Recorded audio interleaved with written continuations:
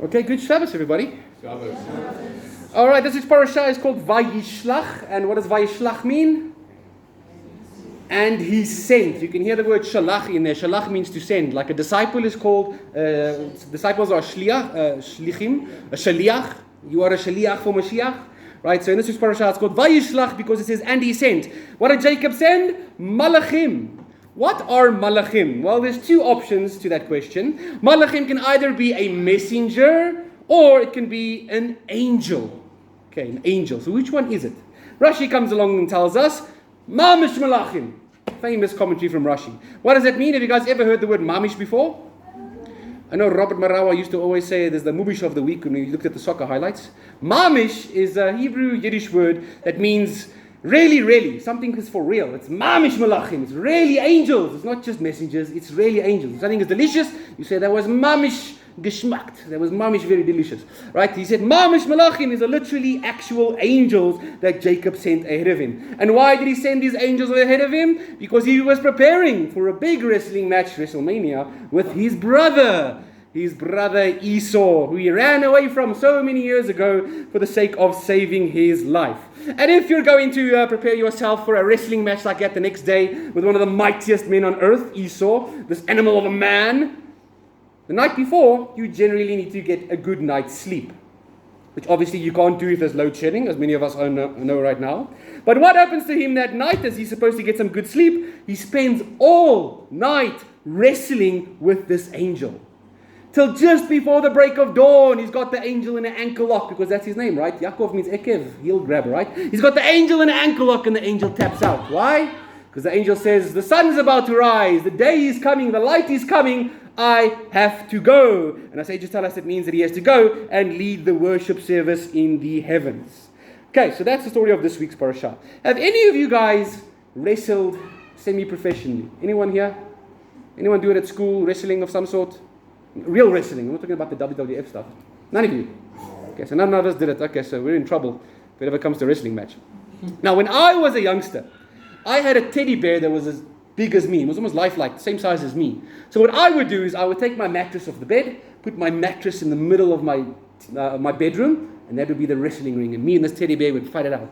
I'd put it down, I'd climb up into the windowsill, I'd climb up the cupboards, I'd do backflips to land on it, and I'd imagine all the coolest moves of my favorite wrestlers, and I'd do all of them, and this poor teddy bear was ripped to shreds eventually. But I had a very good time doing that, right? Now, in this week's parasha, I don't do that anymore, by the way, just in case you're wondering. Where's Rebecca? Don't tell them anything. Okay, so the word that's used in this week's parasha for the wrestling match between Jacob and the angel is the word Vayishlach.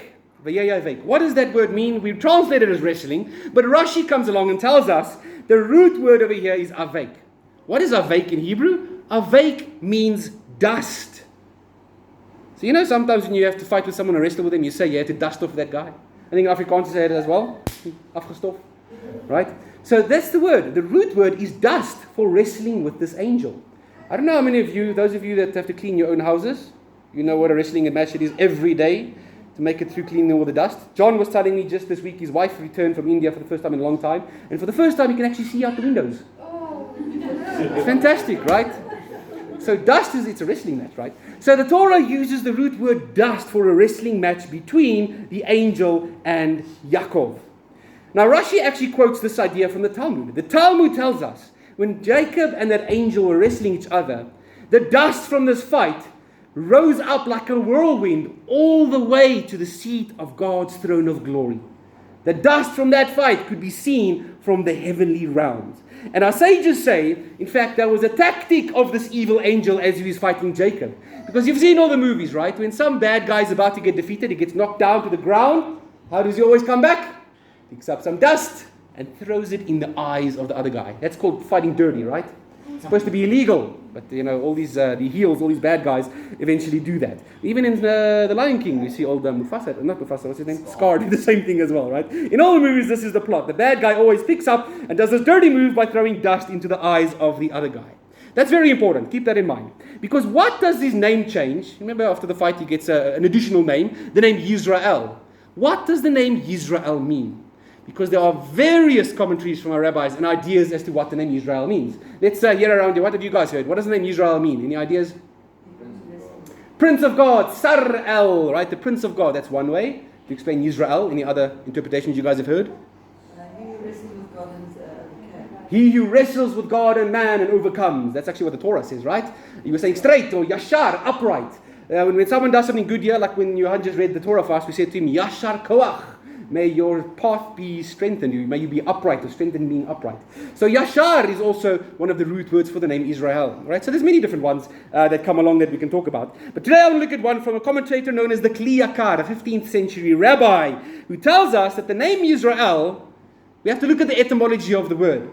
He says the root word that the name Israel can come from, and he gives us three opinions, but this is just one that I'm going to look at, is Shin Vav Reish. The word Shur. Shin Vav Reish, the word Shur. What does the word Shur mean? He points out to us, it means to see. But not like normal see. Normal seeing stuff is the word Re'eh, for example. Over here he gives us an example. In the prophecies, when Balaam the prophet was coming to share blessings on us, when he thought he was going to give us curses, he says the following. He uses that word Shur in Numbers 24 verse 17. He talks about the way that he sees things. He says, I behold it, but not yet. He uses the word Shur. That's a type of seeing that is almost like, in English we would say, to foresee something. I see it, but not yet. I see it's going to happen, even though I don't see it in front of me right now. So it's not quite visible. And that is the meaning of Israel, says the Kli Yakar. The meaning of the name Israel is to see God even in the darkest times of life. Even in the darkest night, when times get tough, when times get challenging, when you're wrestling with an angel who knocks you on the hip and injures you, even then to have unwavering faith, to know that God is in your side. He's on your side of your corner of the ring. To know that even though you can't see his hand blatantly in front of you, like the story of Purim, that is what the name Israel means. It's one of the meanings of the name Israel. And I want to look at that one today. Because who knows which angel specifically came to wrestle with our father Jacob? Was it Cupid? Was it Casper the friendly ghost? Who knows which angel it was, according to our sages, that came to specifically wrestle with him? The angel. So, according to the book of Daniel, every single nation on earth has got an angel that's in charge of that nation. So which angel was in charge, was fighting here with Jacob? The angel of Esau, of Edom. The angel of Edom, whose name is? Anyone know who he is? Satan himself. He was wrestling with Satan that night. And on a side note, if you thought about that, if every nation has their own angel, what on earth has the South African angel been doing? System offline, yeah, load shedding, there we go. Sitting in the dark, exactly. Alright, so apparently it is the angel of Edom, known as Satan. But the name Satan is a name we actually use to a specific time period where Satan was doing stuff. He's got another name in rabbinic literature, and you've heard this name of him many times before, as we've read from the Midrash, from the Talmud, even the book of Enoch uses this, and all of first century Judaism literature. When it talks about Satan, it uses the name Samael. You've heard that name before, right? Samael. We've actually quoted a bunch of Midrashim here over the years where they refer to Satan as Samael. So what? That we are not supposed to even pronounce? Is that the English? No, you can pronounce it. It's fine. But just make sure you spit afterwards. Yeah. Or one way to say is, may his name be blotted out. There's another way, like we do with Haman on Nabu, on Purim as well. Okay, so this is one of his names, right? So what Samael did is he came there to fight with Jacob, and he picked up some dust and threw dust in the eyes of Jacob to blind him so that he would not see God. And the Kli Yakar comes and points out for us that we need to be looking at the name of the angel. The name Samael, he says, is a conjoining of two words. The word Samu and El. Now El we know is God, or to God. What does the name Samu mean in Hebrew? Blind. It is literally the name and job description of the devil, to blind us to God, to make us think that God doesn't exist, that we can't see God. And that's why the angel of the angel of death, the devil himself, comes and brings us these times of darkness in our lives, so that he can test us and try and make us believe that there is no God. That is his job, to throw dust into our eyes, to throw doubt into our minds whether there is really a God in this world or not. How many of you have seen God? None of us. And he uses that as his most powerful tool to try and hide for us the fact that there is a real and living God. But if you are part of Israel, Jacob's children, if you've joined the faith of Abraham, Isaac, and Jacob, You need to be like Jacob. You need to persevere through the darkness. Wrestle through that entire night before the dawn comes. And that effort that we put in, just like the dust, will rise up to the seat of God's throne of glory. And He will see that effort as well and come and bring us a salvation. I was just thinking this week about, these last 2 weeks we've had a lot of hostages finally being released from Gaza. And we finally were able to hear from them what it was like, what the conditions were like where they were being held, and some of the things that they had to recover from. And one of the recurring things we see is that the poor people were held in darkness. For how many days were there? 40, 50 days. Many of them hardly saw any light. So for them, they asked their family members, how are they recovering? And they say it's tough for them because they have to adjust to the sunlight. They haven't seen the sunlight. So these militants in Gaza are doing the job of Satan himself, trying to blind us so that we can't see God in the dark of a situation. But Baruch Hashem, at least many of them have seen the light. And God willing, all of them will see the light, the daylight, very soon. Now today I want to share with you guys from a miracle that Yeshua performed and see a connection with our parasha. In John chapter 9, it's a miracle we actually studied not too long ago, but today I want to take a different swing at it that links with this week's parasha, which is called, of course, Vayishlach, and He sent. Now in John chapter 9, Yeshua is in Jerusalem for the festival of Sukkot. And him and his disciples are walking along, and they come across a man who is blind, who's been blind since birth. Now, the New Testament actually and the Gospels have got many stories of Yeshua healing the blind. Why? Why is Yeshua doing all these miracles of healing the blind? Is He trying to show off what a good magician he is? Is He like trying to be the Oprah of the day? You get a miracle, you get a miracle, you get a miracle. Why does He keep healing all these people that are blind? Because all of His healings have got a message behind it. He doesn't do a miracle for the sake of doing a miracle. He's trying to communicate a message. And the message of all these miraculous healings of the blind is He's trying to show that generation, it's a sign that it represents your spiritual blindness. The Messiah is here in living flesh, walking in front of you, and yet you don't see it. You look at the miracles and you look at me and say, oh, I'm doing it by the power of Beelzebul or Samael or some other name for Satan. When meanwhile, these are the works of my Father, He says. But they can't see this. All of these blind healings are trying to communicate that message.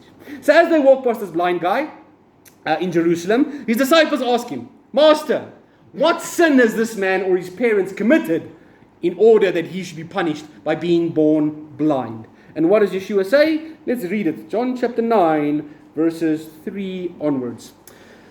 Alright, so Yeshua answers them saying, His blindness is due neither to his sin, nor that of his parents. It happens so that God's power might be seen at work in him. Just so that God's power may be seen. Remember, Samael doesn't want us to see God's power, right? So this is like the most epic mic drop. Someone makes a guy blind and then heals him so that we can see the power of God. Okay, verse 4. As long as it is daytime, we must keep doing the work of the one who sent me. Vayishlach. Keep doing the work while it's daytime, while there's light. Because the night is coming when no one can work. Right? The angel was off. That's why he came to wrestle with Jacob. When the sun comes up, the angel had to get back to work. And he said, hey, well, now I need to go punch my card. So the night is coming when no one can work. While I am in the world, I am the light of the world. Yeshua says, I am the light of the world. And as the light of the world, what is one of His jobs? His job is to help us to see in the dark, to see God even in difficult times. And look at the way that Yeshua heals this blind man. This is where it gets interesting. I'm going to continue from verse 6. Having said this, He spit in the dust, made some mud with that saliva, put the mud on the man's eyes, and said to him, Go and wash off in the pool of Siloam. What's the pool of Siloam called in Hebrew? The pool of Shiluach. Shiluach. It literally says here, even in the Greek, they had to tell us exactly what the name means for some reason. The name of this pool means sent. Shalach. The parasha, Vayishlach.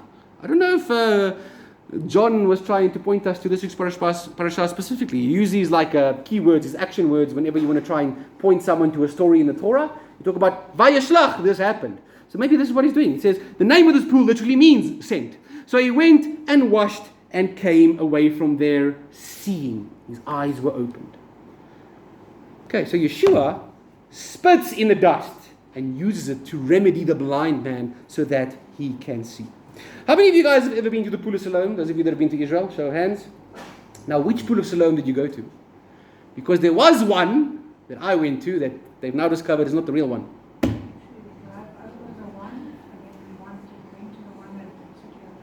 There we go, the one at City of David. So they've got new excavations. Back when I went, it was a small little, filthy little green puddle of water that you don't want to touch really. And they told us that was the Pool of Siloam. And I thought to myself, geez, how do you wash off in that thing? You get more dirty when you go in there than when you come out. But they've got some new excavations today. And they've actually uncovered this massive pool in Jerusalem that you can go visit today. I haven't been there personally, but I've seen lots of videos about it. This massive pool where the pilgrims would come and they would mikvah before going up to the temple. In fact, they've even uncovered the steps that go from the Pool of Siloam all the way directly up to the temple itself, because the priest would obviously come down there on Sukkot to draw water for the water drawing ceremony to do always on Sukkot, the water drawing ceremony, the most joyous day of the year.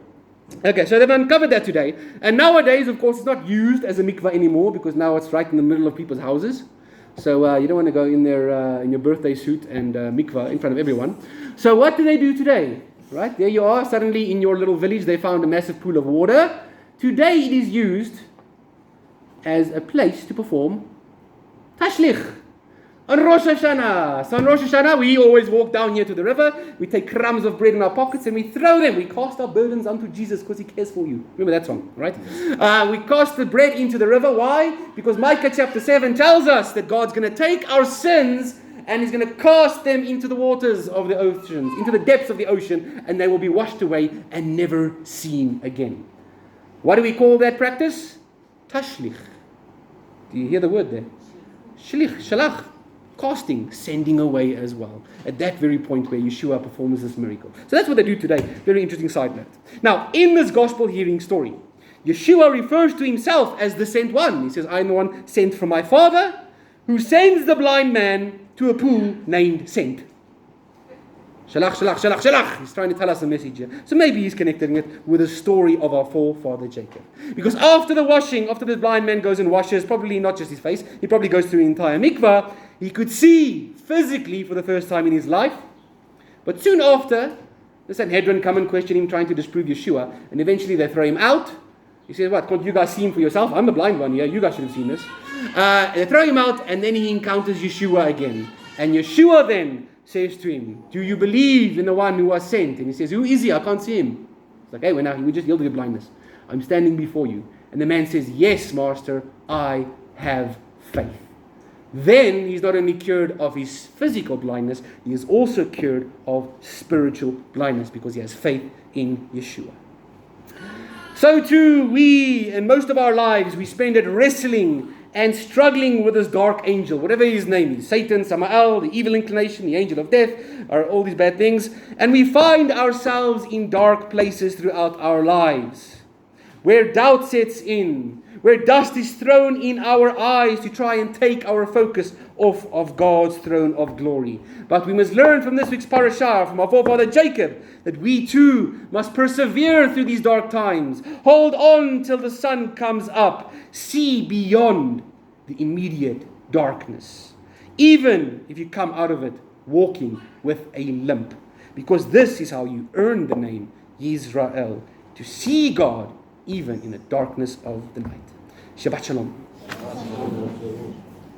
I see you.